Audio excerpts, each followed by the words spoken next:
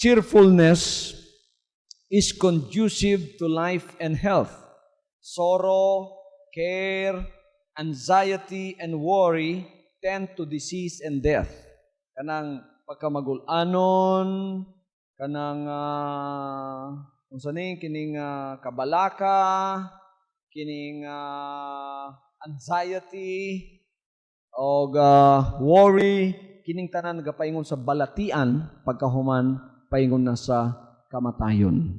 Igsoon. Unsay gisulti ni Paul diri sa Romans 12, busahangyon ko kamo mga igsoon, verse 1, tungod sa mga kaluoy sa Dios, sa pagtugyan sa inyong mga lawas, ingon nga halad nga buhi, balaan o ginangpunon sa Dios ang halad nga mao ang inyong espirituhanong pagsimba. Ayaw kamo pagpahiuyon ni ining panahona sa kalibutan. Paminawan ninyo ni. Kundili, usba hinuon ninyo ang inyong kaugalingon, pinaagi sa pagbag-o sa inyong salabutan. Aron inyong masuta kung sang mayo, o hinangpunon, o hingpit ng kabubuton sa Diyos. Kung sa gisulti dire, ihalad ta ang atong lawas, ingon nga sa kabuhi ng halad. Pagkatapos, dili ta magpahiuyon, nining panahon sa kalibutan, kundi usbon nato ang atong kaugalingon. Kung saan ang pag-usab sa kaugalingon? Pinaagi sa pagbag-o sa inyong salabutan. You know, dako gyud kayo influence ang hunahuna sa tibok lawas. Abi ninyo igsoon ang tanan nagkanusay sa hunahuna sa tao. Tungod kayang brain ang hunahuna nato kining atong utok. Mao ni ang pinaka-complex nga bahin sa atong pagkatao. I-create sa Dios ang tanan complex man, ang heart nimo, ang tanan. Pero walay mas complex pa sa utok, sa brain sa tao, sa hunahuna sa tao. Mao nang gibutang siya diha, and that is the most soft part of your body. Pinakahumok nga tissue sa imong lawas, walay lain kundi imong utok. Mao nang imong utok kinahanglan butangan og covering nga mao ang imong bagol-bagol, ang imong skull niya didto gisulod ang utok para kana siya maproteksyonan. Ang utok mga igsoon mas complex pa na sa pinaka-latest nga computer. Ang pinaka-latest nga computer maka-store ka diya og tagpila ka 1,000 megabytes, pero ang utok unlimited ang ma-store sa imong utok. Niya mura na siya computer. Dunay subconscious naga-control sa imuha, nga makit-an diri sa likod sa imong ulo, ug dunay conscious mind nimo nga makit-an diri sa imong atubangan, lakip na ang imong agtang, na diha igsoon ang imong conscious mind, unya imong subconscious niya dapit sa imong likod. Pagkahuman, ang tanan ginapasulod sa imong nahuna through your senses of hearing and senses of seeing, sense of hearing and sense of seeing, kining tanan ginastore sa imong brain, sa imong utok. Kining tanan murag ang imong utok filing cabinet. Ang nagadawat ani tanan ginapasulod niing duha ka sentido nimo. Pagsulod ana nila, igsoon i-store na, dili gyud na pilion sa imong utok unsay i-store. Ang tanan nga makita nimo, ang tanang madungog nimo, ang tanang mabati nimo, kining tanan ginabutang sa imong subconscious. Ang imong subconscious mo ning filing cabinet.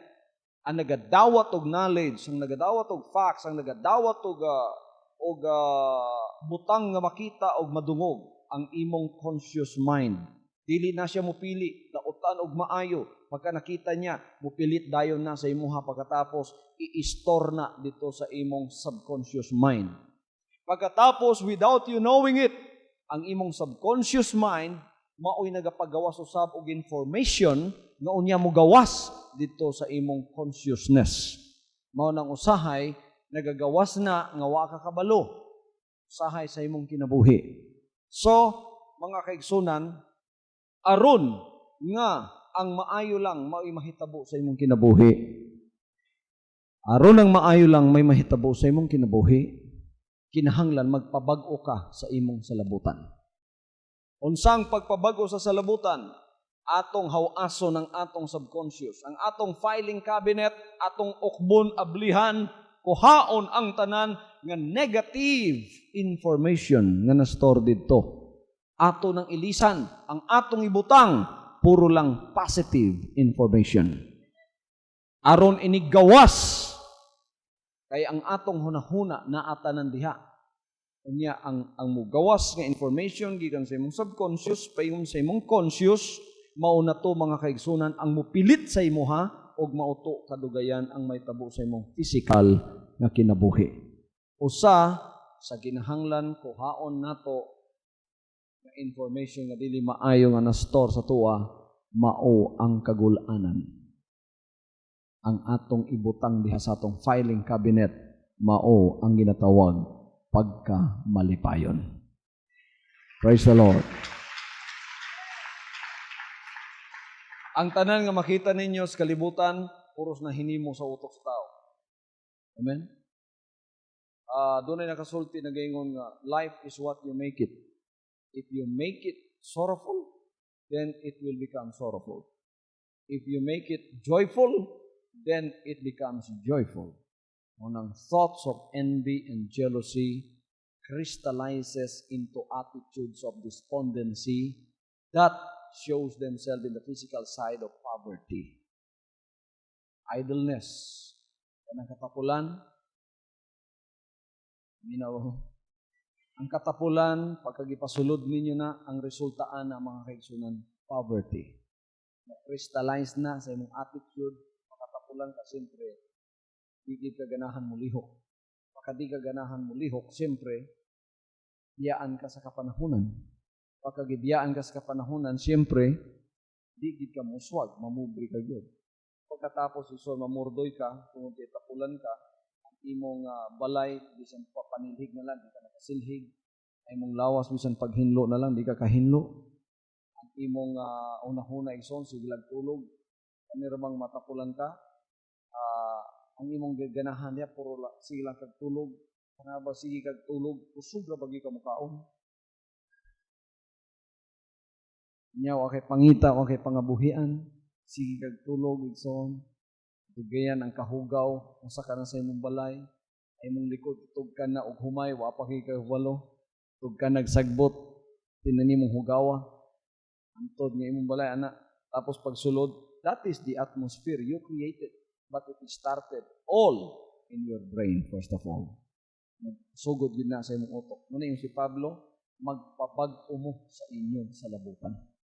Usban ninyo ang inyong kaugalingon, pinaagi sa pagbag sa inyong salabutan. So, ang pagkamalipayon atong anaron na